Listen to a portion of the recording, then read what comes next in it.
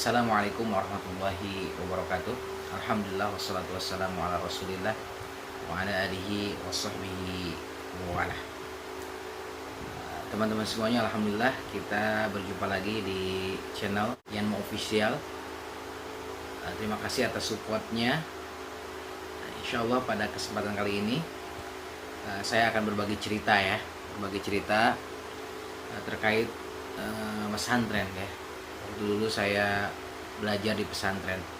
Insya Allah ini akan bermanfaat bagi semua orang tua yang menginginkan anak-anaknya di pesantren, atau yang mencita-citakan anak-anaknya di pesantren, atau bahkan juga orang tua yang sudah menitipkan atau mengamanahkan anaknya di pesantren. Pertama, kesuksesan seorang anak itu akan terjadi di saat pengorbanan orang tua itu dikeluarkan dengan sepenuhnya dan dilakukan dengan ikhlas lillahi ta'ala. Saya waktu dulu itu Masya Allah termasuk orang yang tidak ingin pesantren, apalagi waktu itu saya masih sangat belia ya. Usia saya waktu itu kelas 3 SD ya. Kelas 3 SD saya sudah diperkenalkan dengan pesantren, dan bahkan saya sudah disuruh untuk tinggal di pesantren. Kebayang nih, saat itu usia masih sangat belia, orang tua sangat kekeh pengen anaknya di pesantren. Maka waktu itu saya menolak sekali, karena memang usia-usia seperti itu ya lagi dekat-dekatnya sama orang tua. Apalagi saya memang dari usia 3 tahun itu sudah tinggalkan sama abi saya ya. Jadi memang waktu itu umi saya memang single parent ya, satu orang dia ngurus saya, makanya menginginkan anaknya di pesantren. Nah, ketika saya tidak mau tinggal di pesantren, itu orang tua dengan berbagai usaha ya berusaha supaya saya tinggal di pesantren. Lalu kemudian apa yang dilakukan orang tua, khususnya umi saya ini?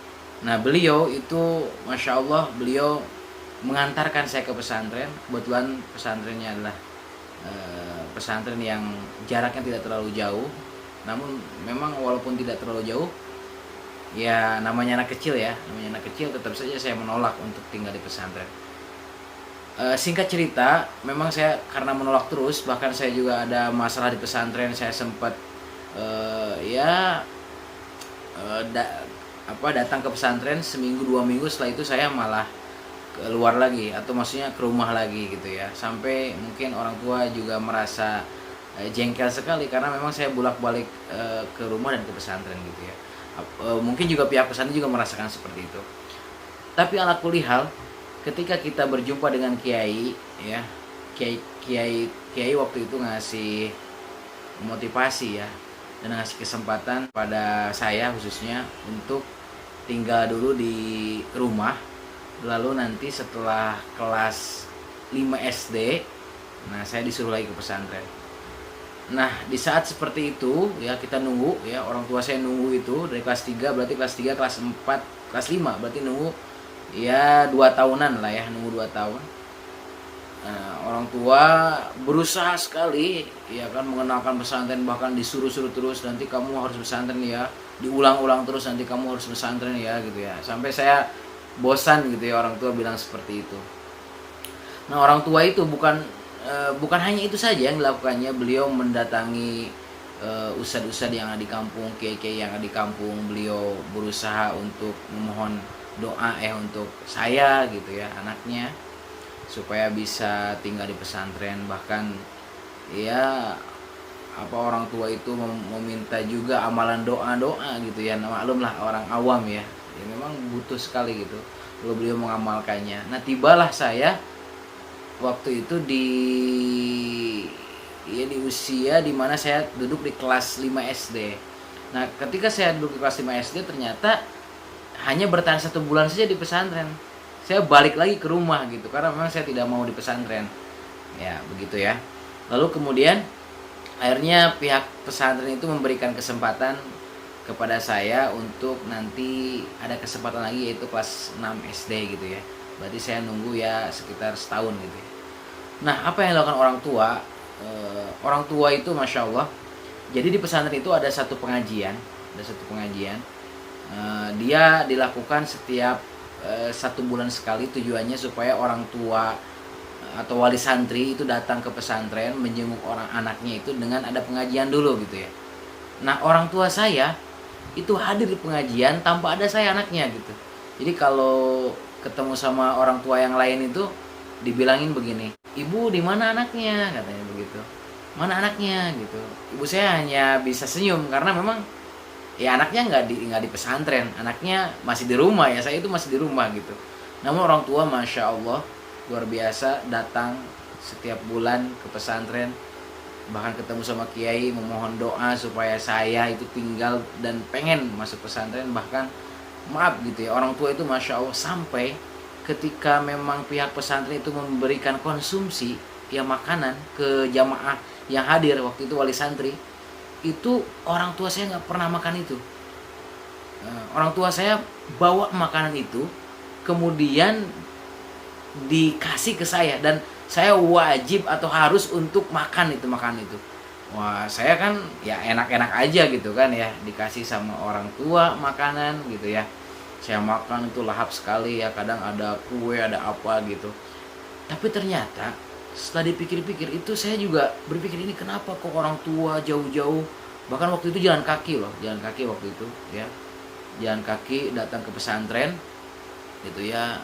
Ya walaupun tidak terlalu jauh jaraknya, namun sebenarnya kalau menurut saya kalau jalan kaki itu ya jauh gitu ya, karena memang melewati beberapa kampung gitu ya. Nah, orang tua saya itu umi saya datang sendiri jalan kaki ya kan, masya Allah, ke pesantren untuk apa? Untuk, kalau beliau bilangnya, supaya ada barokah katanya, masya Allah. Tujuannya itu supaya ya ada barokah sehingga saya didoakan oleh kiai dan saya akhirnya ya bisa tinggal di pesantren dan merasa nyaman di pesantren seperti itu. Lalu berbulan-bulan dilakukan seperti itu ya kan, selalu ikut pengajian, biasa datang juga ke guru-guru ya kan, ustadz-ustadz, kiai-kiai, minta doa, mohon doa. Wah, sampai masya Allah, namanya orang tua ya itu segala upaya dilakukan. Saya sempat itu disuruh minum ini ya apa, air doa gitu ya, memang ya luar biasa waktu itu ya kan. Saya masya Allah sampai di rumah itu di meja tempat makan itu ada berapa banyak air botol itu ya. Ya saya minum aja, nggak, saya waktu itu nggak kepikiran. Orang tua memang berpikirnya panjang sekali. Nah, singkat cerita, setelah sampai nih kelas 6 SD waktu itu, saya tiba-tiba terfikir gitu, karena mungkin kalau udah 6 kelas 6 SD itu saya udah mulai mikir. Saya mikir begini, ya Allah, orang tua saya itu dari semenjak saya kelas 3 SD terus berusaha, terus saya bolak-balik ke pesantren karena memang gak mau masuk pesantren. Ini udah kelas 6, bahkan sebelum kelas 6 itu waktu saya kelas 5 itu orang tua sampai masya Allah bolak-balik ke pesantren ikut ngaji ya kan, mohon doa, datang ke kiai-kiai, ke ustadz-ustadz yang ada di kampung itu memohonkan doa supaya masuk pesantren. Nah, dari sanalah saya malah meminta ke umi saya untuk diantarkan ke pesantren. Alhamdulillah waktu itu saya meminta sendiri kepada umi untuk diantarkan ke pesantren. Jadi waktu itu saya kelas 6 SD dan alhamdulillah orang tua sampai merasa bahagia sekali karena saya yang meminta. Dan dari semenjak itu alhamdulillah ya, sampai saya tamat di pesantren tidak pernah ada rasa saya pengen keluar dari pesantren, nyaman-nyaman saja. Bahkan alhamdulillah ya, karena saya juga berpikir ya kan, kasihan orang tua dari semenjak awal dia berusaha, masa saya tidak memanfaatkan waktu di mana saya harus belajar. Saya belajar sekali, giat sekali belajarnya, dan alhamdulillah qadarullah waktu itu saya ya alhamdulillah mendapatkan prestasi yang sangat diapresiasi oleh pesantren itu, alhamdulillah. Masya Allah. Nah, dari cerita ini orang tua memang kunci dari suksesnya anak-anaknya. Maka sekali lagi ini sebagai cerita, namun cerita ini tujuannya adalah supaya bisa diambil ibrah atau pelajarannya, bahwa orang tua yang menginginkan anaknya di pesantren walaupun ada kendala, misalkan anaknya tidak mau, ataupun anaknya ketika sudah masuk pesantren dan dia ya nangis-nangis, nggak betah, nggak nyaman, orang tua harus tetap semangat, karena sebenarnya anak itu perlu proses. Dan kalau Allah menunjukkan satu kebaikan dalam artian hidayahnya, Masya Allah, itu akan dengan sendirinya anak itu akan belajar insya Allah nyaman di pesantren, dan di pesantrennya itu akan semangat belajarnya itu ya, seperti itu. Jadi poinnya apa? Poinnya bagi orang tua jangan patah semangat ya, jangan putus asa. Mungkin ada yang berpengalaman nih sulit banget gitu kan, apa anaknya betah di pesantren ya. Dari mulai saat ini kita niatkan bahwa kita menghadirkan anak kita di pesantren itu bukan kita lepas tanggung jawab gitu, bukan, tapi justru demi kebaikan anak itu tersendiri, demi kebaikan anaknya, supaya anaknya menjadi lebih baik, dididik sama guru-guru di pesantren, sehingga Masya Allah mendapatkan ilmu yang bermanfaat, dan insya Allah nanti akan jadi amal jariah untuk orang tuanya. Nah itu ya, jadi itu poinnya. Jadi semangat terus bagi para orang tua yang menginginkan anaknya di pesantren, dan saya yakin semua orang tua tidak menginginkan anaknya tidak sukses, semua pengen anak-anaknya sukses. Maka semua pengorbanan mari kita kerahkan untuk anak-anak kita ya, yang di pesantren ya kan, segalanya, dari segi biayanya, dari segi doa-doanya dan semuanya. Nah ini insya Allah akan menjadikan anak-anak kita semua ya yang ada di pesantren ini sukses-sukses. Bahkan kalau dawam kita berdoa menginginkan anak kita menjadi anak yang soleh atau anak yang solihah, dan kita benar-benar berikhtiar, jadi antara ikhtiar dan doa itu seimbang, insya Allah kalau sudah Allah menakdirkan maka tidak ada lagi yang bisa menghalangi. Nah ini yang dapat saya sampaikan. Saya sengaja berbagi cerita ini di channel saya Yanmu Official, supaya ini bisa diambil ibrohnya, diambil pelajarannya oleh para orang tua yang menginginkan anak-anaknya di pesantren. Insya Allah di video selanjutnya saya akan ngebahas tentang bagaimana seni belajar di pesantren ya, supaya semuanya bisa belajar dengan nyaman, dengan baik, seperti itu ya. Itu saja mungkin yang dapat saya sampaikan untuk sekarang. Support terus channel Yanmu Official, dan saya doakan semoga teman-teman semuanya menjadi orang-orang yang selalu berpacu untuk menebar kebaikan. Jazakumullah. Wassalamualaikum warahmatullahi wabarakatuh.